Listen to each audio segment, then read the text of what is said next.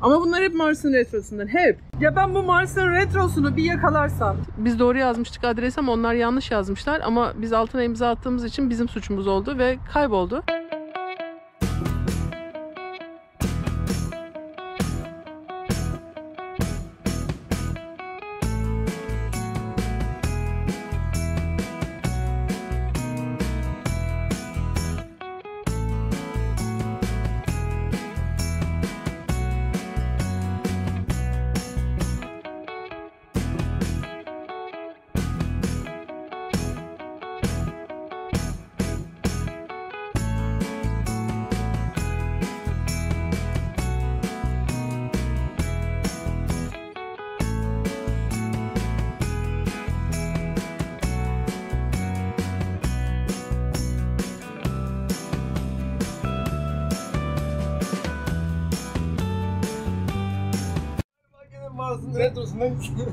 Ben bu Mars'ın retrosunu bir yakalarsam var ya. Abi ne bitmez retroymuş, ne bitmez retroymuş bu. Bu sefer de ön akümüz gitti. Niye gittiğini anlamadık. Allah'tan ki tarihi düzgündü. Tam bu ay son aymış kullanım için. Ve Napa'dan alınmış. Napa şöyle bir yer. Napa Otoparts diye bir yer. Değiştirdiler neyse ki şimdi. Nasıl değiştirdiler ama? O kadar gıcıklar ki. Ya içeri girdik, dedik ki akü çalışmıyor, şarj olmuyor. Bizim dükkanın dışında sigortamız yok, söküp getirmeniz lazım dedi. Ya ben nasıl sökeyim onu dedim. Başka çareniz yok, o zaman yapamayız bir şey dedi. Geldik söktük burada, lokma takımlarıyla Haluk'un meşhur. Götürdük koyduk. Yok dedi, bu şarjırdandır dedi, bataryeden değildir dedi. Çünkü bataryede böyle bir sene içinde bir hata olması mümkün değil. Dedim ki kesinlikle bataryeden mümkün değil dedi. İyi test et o zaman dedim. Test etti, ses seda çıkmadı. Faturası var mı dedi. Yok dedim faturası. Faturayı saklamanız lazımdı ama dedim. Tamam saklamamız lazım da üzerine Napa yazıyor. Tarihi de yazıyor zaten. Yani artık bu arabayı bize aldığımızda fatura var mıydı yok muydu bir aramam lazım. Belki de vardır içeride bir yerlerde. Neyse ben size bu seferlik değiştireyim dedi. Çünkü değildir demişti. Bataryeden çıktığı için sorun.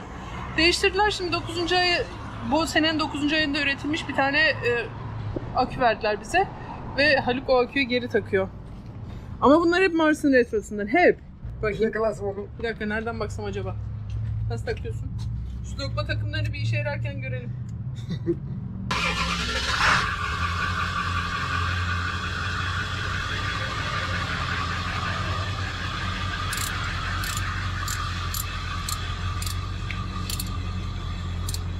Kısacası Amerika'da her şeyi değiştirebilirsiniz, her şeyi yenileyebilirsiniz. Garanti süresi içerisinde çok da fazla sorgu sual yapmıyorlar. Ama faturaları saklamanız iyi oluyor. Yani öyle tüketici heyetine bilmem nereye, şuraya buraya bilmem ki biz bunu bir gönderelim, bir test etsinler de getirsinler bakalım falan gibi sizi taciz edici durumlar çok da fazla yaşanmıyor. Yani en azından bu konuyla alakalı biz yaşamadık hiçbir şey. Yani içeriye götürdüm, tarihine baktı. Evet biraz mıdı da etti, bu bundan değildir falan diye faturasını istedi ama gene de eskiyi aldı, yeniyi verdi. Hadi güle güle dedi. Ama insanlık yok. Yani getirelim biz takalım, biz sökelim. 2 dakika ne olacak veya gelelim dışarıda test edelim, siz onu sökmeyin değil. Onu debelene yağmurun altında söküyorsun, içeri götürüyorsun. Çünkü dükkanlarının dışında sigortaları yokmuş. Kapının önünde onu sökerlerken başlarına bir iş gelirse problem.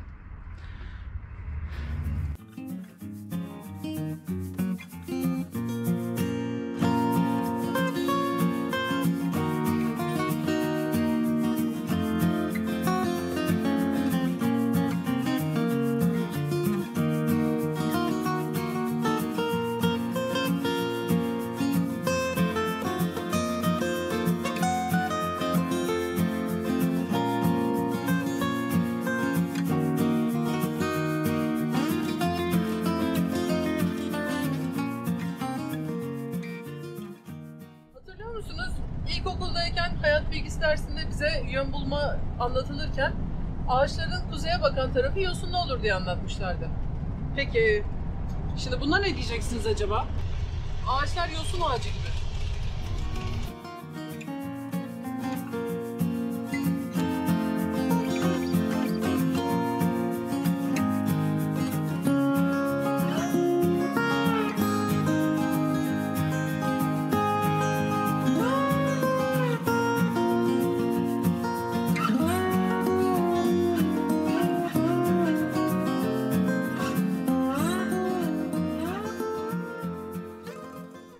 Şanssız olunur bilmiyorum. Umarım çekmişimdir ama ağaçların tamamı yosunlu ve kamerayı dışarıya uzattım yosunları çekmek için. Sağanak yağmur başladı.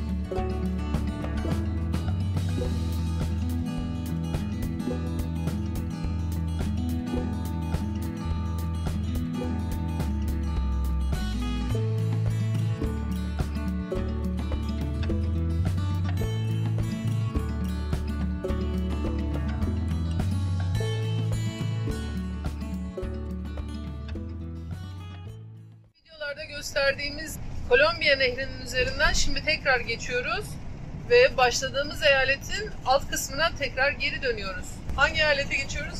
Washington. İşte Kolombiya Nehri geçtik ve hoş geldik Washington. Ve artık gezimizin son eyaletindeyiz. Alt kısımdan yukarıya kadar burayı dolaşacağız.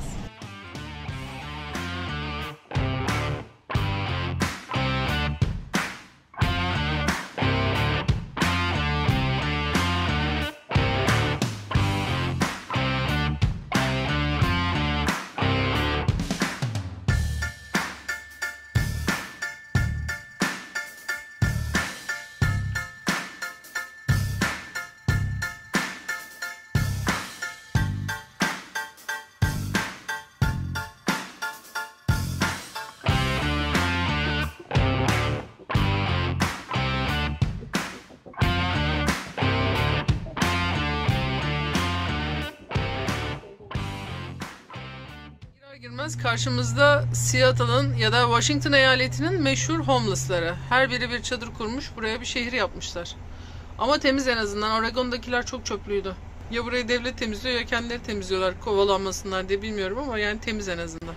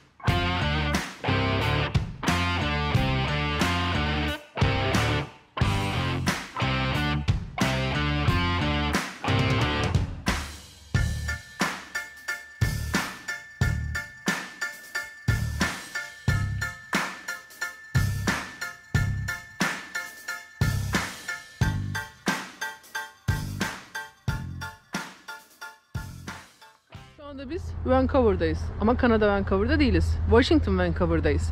Washington Vancouver, Oregon'la sınır. Hemen suyun karşısı Oregon, Portland. Bu taraf Washington Vancouver. Ve buranın tarihi bölgesindeyiz şu anda. Bir sürü evlerin olduğu yerdeyiz. Ve geri Portland'a gideceğiz. Peki buraya niye geçtik?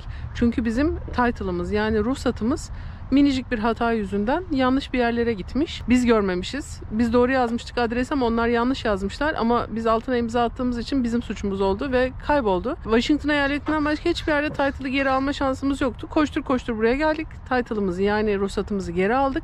Şimdi buraya böyle bir kısa tur atıp ondan sonra tekrar Oregon'a geçip Oregon'dan sahile tekrar geri döneceğiz ve oradan yolumuza devam edeceğiz. Ama hazır Vancouver'a gelmişken buranın tarihi bölgesini yani Officers Row dedikleri caddeyi bir dolaşmak istiyoruz. Burada generallerin, meşhur insanların evlerinin olduğu bir yer burası. Kocaman kocaman da evler var. Subaylar Caddesi. Ne caddesi? Subaylar Caddesi. Subaylar Caddesi. Bunların her biri bir kişinin evi. Ama meşhur olan evler bunlar değil. Meşhur olan evler şu anda arkamızdalar ve birazdan oraya geçiyoruz. Ve en güzel yanı her evin önünde o büyük ağaçların olması. Ve burası da o meşhur Officers Row dedikleri büyük evlerin olduğu alan. Şimdi o evlerin önünde şöyle bir yürüyüş yapacağız. Ve gerçekten ünlü olanların önlerine zaten yazılarını yazmışlar. Ne olduklarını biz de size söyleyeceğiz. Bir zamanların evlerinden bir tanesi şu anda o West Bay Associates'in ofisi olarak kullanılıyor. West Bay Associates ofis. O yüzden bütün ışıkları yanıyor zaten. Mesela bakayım Associated Press diye. Associated Press. Ay. Wow, şu ağacın güzelliğine bak. Onun altında oturmak ne kadar güzel olur. Burası da Grant House diye geçiyor. Ama şu anda artık bir restoran olmuş. Eatery at the Grant House. Burası yani Grant House 1849'un Mayıs'ında Amerikan ordusu buraya geldiğinde Fort Vancouver'a burada bir sonraki kış için acilen bir barınak kurma ihtiyacı duymuşlar ve burası 9 odalı acil bir barınma yeri olarak yapılmış. O zamanlardan kalma tek binaymış. O zamanlar temel olan sonradan general olan Grant'in en büyük arzusu buralarda bir kulüp havza kendi adının verilmesiymiş ve burayı Grant House olarak nitelendirmişler. Aslında kendisi hiç bu evde hiç kalmamış. Burası o demin gördüğümüz Grant House'dan da daha büyük bir yer. Ve zannediyorum ki hala ev olarak kullanılıyor. Kocaman, dev gibi. Balkonda barbeküsü falan da var. Ve bir sürü oturma yeri var. Belki otel olarak da kullanılıyor olabilir. Townhouse. Sanırım ev. Hala ev yani. 1150 mi? Ama ikiye bölünmüş. Evet, ikiye bölmüş. 2 ayrı ev gibi. Amerika'da böyle toplu olan evlerin olduğu yerlerde, apartmanlarda, sitelerde HOA denen Home Owner Association neydi? Home Owner Association. Her neyse sonuçta aidat olarak bir para alınıyor ve bu paranın karşılığında evlerin bahçeleri temizleniyor, çatıları yapılıyor ve bütün bakımları yapılıyor. Bu para eyaletine ve şehrine bağlı olarak 60-70 dolardan başlayıp 1000 küsür dolarlara da çok daha fazlasına kadar çıkıyor. Burada ne kadar olduğu hakkında bir fikrim yok. Ama şu anda bahçelerde bir tane blower dolaşıyor. Blower dediğimiz adamın elinde bir tane üfleyici var ve bu ağaçlardan dökülen yaprakları kenarları üfleyerek topluyor. O oraya gitti bak şimdi. Git desek gitmez. Gitmez. Bu da bir ev. Burası da eski evlerden bir tanesi. Artık Point North Consulting yani danışmanlık bürosu olarak iş yapıyor. Ve görüyorsunuz danışmanlık bürosunun balkonunda 4 tane sallanan sandalyeyle bir tane hamak duruyor. Çalışanlar mı artık müşteriler mi? Takılsınlar orada diye. Hamak işte ya.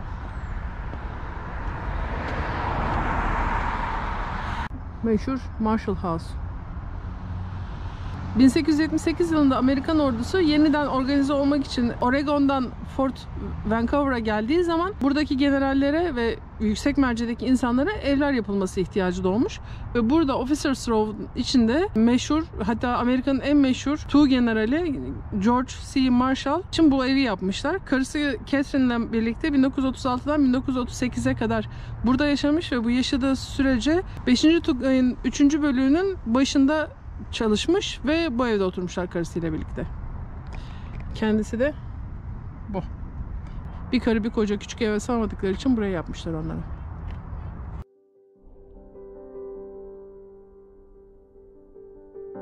Pazar gidiyor. Durmuşuz bir Fort Vancouver. Ne demek Fort? Kale. Ne kalesi? Burada kale mi var? Kale male yok buralarda. Bunlar her şey ne oldu ki? Ahşap çok bol olduğu için Amerika'da kaleler de ahşaptan. He, bir dakika. Ha, şurası kale yani. Evet. Burası Fort Vancouver. Şu meşhur generallerin, generallerin ordularını sakladıkları yer. Oho. Evde ahşaptan, kalede ahşaptan. Ahşaptan bir hayat. Yani o zamanlar Osmanlı bir cesaret buraya bir gelseymiş, dumanını attırırmış buraların desene. Tahta ne bu ya? Tahta kalem de olur. Allah Allah, Avrupa'da yapılmış da. Savaşan kızın derler. Karşı oğlum demesin. Barbaros Hayrettin buraya geleymişti, bir gemileriyle canını okurmuş buranın. Vizyon yokmuş. Muhtemelen. Yoksa teklif etmişler. Yavuz Sultan Selim'e. Doğru söylüyorsun. Evet, vizyon yokmuş. Şimdi bir gidelim bakalım içeri alacaklar mı bizi bu kaleye? Kalenin kapıları bizim için açılacak mı görelim. Kale duvarlarına bakın, kale duvarlarına. Hani şuradan biraz sağlamcı bir tahtayı sökseniz içeridesiniz işte. Kalenin bedenleri.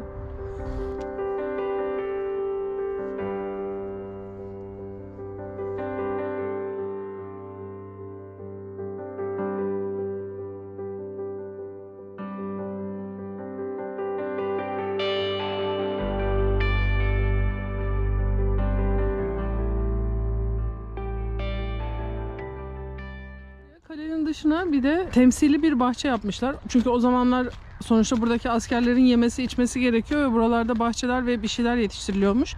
Gönüllülerin yaptığı bir bahçeymiş burası da. Tabii sonbahar olduğu için şimdi pek bir şey kalmamış ama her şeyden de bir parça koymuşlar. Yani işte şurada küçük nar ağaçları var. Arkada incir ağacı var. Buralarda büyük ihtimal sebzeler yetiştiriliyordu yazın ama şimdi kalmamış.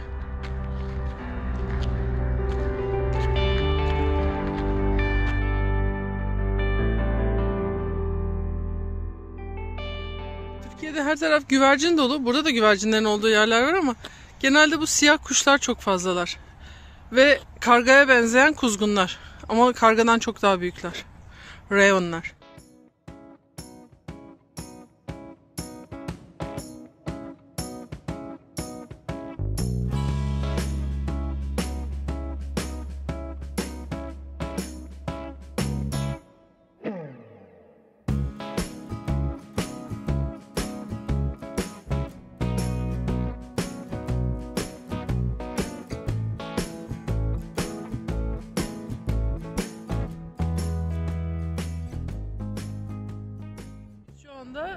Vancouver'dayız, Washington State'te ve tam karşımız Oregon, Portland.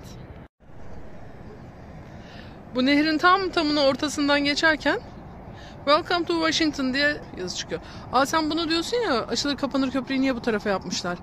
Açılır kapanır köprü belki de Washington eyaletine aittir. Oradan geçenlerden Washington eyaleti fee alıyordur.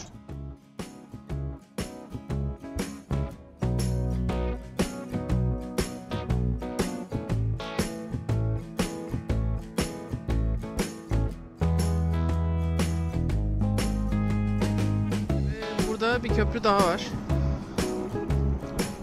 Şurada şöyle bir alan var. Uzatmışlar dışarıya doğru ki çizimleri şurada zaten. Ve bunun bütün teknik çizimlerini de buraya yapmışlar. İnsanlar gelsinler baksınlar diye. Hani mühendislik öğrencileri çok rahat buradan gelip her türlü detayı alabilirler. Hatta zannediyorum arkasında da var.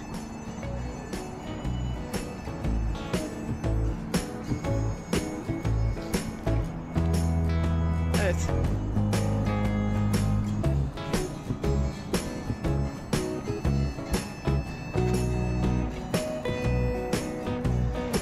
Formülleriyle her türlü detayı yazmışlar, buraya vermişler.